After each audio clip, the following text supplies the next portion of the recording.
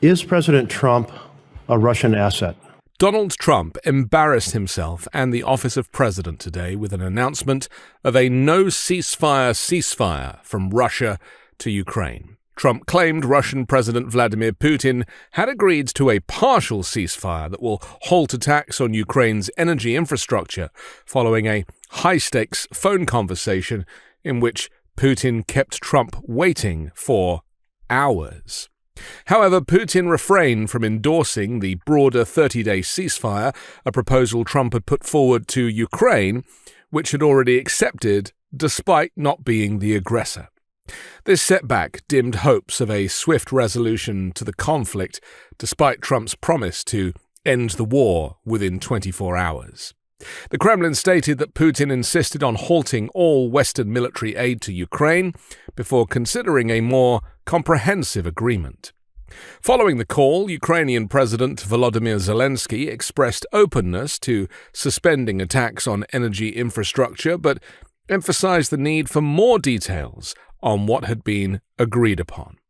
If he was an asset, we would see exactly what he's doing now. He proceeded to express from the Oval Office propaganda that has been Russian propaganda, that Ukraine started the war, that Zelenskyy is a dictator. Trump spun the discussion positively, describing it as very good and productive on his Truth Social platform. He stated that both parties had agreed to an immediate halt on strikes targeting energy and infrastructure, with a broader goal of securing a full ceasefire and ultimately ending the war. But there was no evidence of that. Just hours after the conversation, air raid sirens blared in Kiev, followed by explosions as Ukrainian defenses intercepted Russian drones. Later, Zelenskyy reported that more than 40 Russian drones had been launched at civilian sites, including at a hospital in Sumy. Zelenskyy indicated that further discussions with Washington were necessary before Ukraine could respond formally. It is important to have direct talks with President Trump to understand exactly what was discussed between the US and Russia, he stated. Despite claiming success, Trump acknowledged the ongoing challenges, noting that a ceasefire without additional steps would be difficult, given Russia's current advantage on the battlefield. When questioned about reports that Putin had demanded an end to Western military aid to Ukraine, Trump denied that the topic had even come up during the conversation. The Kremlin, meanwhile, outlined a series of conditions for any extended ceasefire, emphasizing concerns over enforcement and the possibility of Ukraine strengthening its forces with Western support. Putin reiterated his stance that any peace agreement must address Russia's security interests, including Ukraine's exclusion from NATO, the demilitarization of Ukraine, and Moscow's full control over 4 annexed regions, conditions that Ukraine and Europe are unlikely to agree to. The great dealmaker Donald Trump's recent remarks have raised concerns that his administration might prioritize securing a peace deal over protecting Ukraine's sovereignty. Last Sunday, Trump said that the United States had just about ended a suspension of intelligence sharing with Ukraine after the U.S. paused its intelligence sharing, cutting off the flow of vital information that has helped the war-torn nation target Russian invaders. Information about Russia's intentions and military movements had been critical to Ukraine's defense and a strong indication of support from the US and other Western allies. The suspension came after Trump paused military aid to Ukraine and pivoted foreign policy to be more aligned with the Kremlin. Additionally, the Trump regime has publicly signaled that it does not believe Russia represents a cyber threat against U.S. national security or critical infrastructure, marking a radical departure from long-standing intelligence assessments. The shift in policy will make the U.S. vulnerable to hacking attacks by Russia, experts have said, and appears to expose the warmth of relations between Donald Trump and Vladimir Putin. A recent memo at the Cybersecurity and Infrastructure Security Agency, CISA, set out new priorities for the agency, which is part of the Department of Homeland Security, and monitors cyber threats against U.S. critical infrastructure. The new directive set out priorities that included China and protecting local systems, but it did not mention Russia. The New York Times reported that the Trump administration had reassigned officials at CISA who were focused on safeguarding elections from Russian cyber attacks and other attempts to disrupt voting, despite Russia being at least on par with China as the most significant cyber threat, along with North Korea and Iran.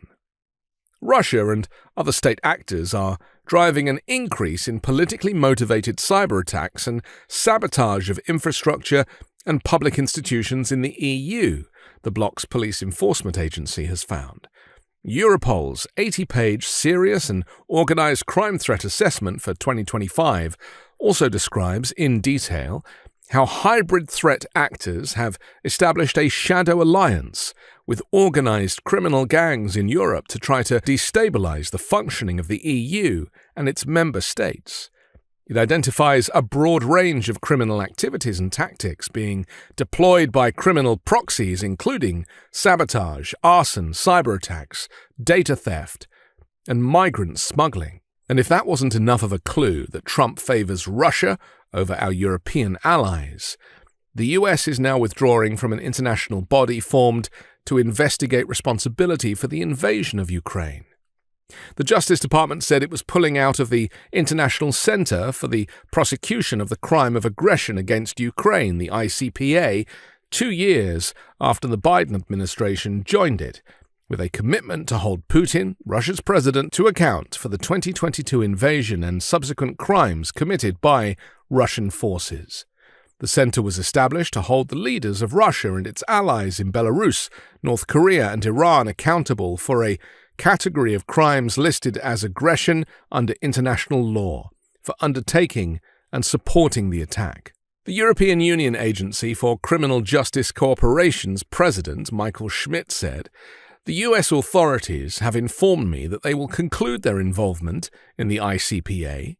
He said the center's work would continue without US participation, with the group fully committed to holding accountable those responsible for core international crimes. And if that wasn't bad enough, the Trump regime has terminated a US-funded initiative that documents alleged Russian war crimes, including a sensitive database detailing the mass deportation of Ukrainian children to Russia. The move has barred the transmission of evidence to prosecutors pursuing multiple criminal cases, including the International Criminal Court's landmark indictment of Vladimir Putin for what it has called the unlawful transfer of children from occupied areas of Ukraine. So, as Trump treads water, pretending to broker a deal between Putin and Zelenskyy, it's clear where his allegiance lies. The clues to his puppet master go back to the Steele dossier and the Mueller report, documents that Trump has gone out of his way to discredit. Trump has previously called Zelenskyy a dictator without election, falsely accusing him of provoking the invasion, and falsely claimed that Putin wanted to end the war. The Justice Department also just said it was reducing the work of its War Crimes Accountability Team, set up by Merrick Garland in 2022 to hold Russia accountable for atrocities committed following its invasion of Ukraine. Is it any wonder that Donald Trump is rumored to be an asset of the Kremlin?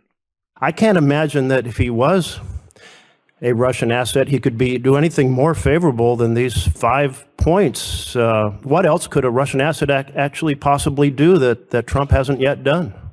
I'm Anthony Davis. You can find me on the 5 Minute News YouTube channel and podcast, on Wednesdays co-hosting Uncovered, and on Sunday on The Weekend Show with MeidasTouch.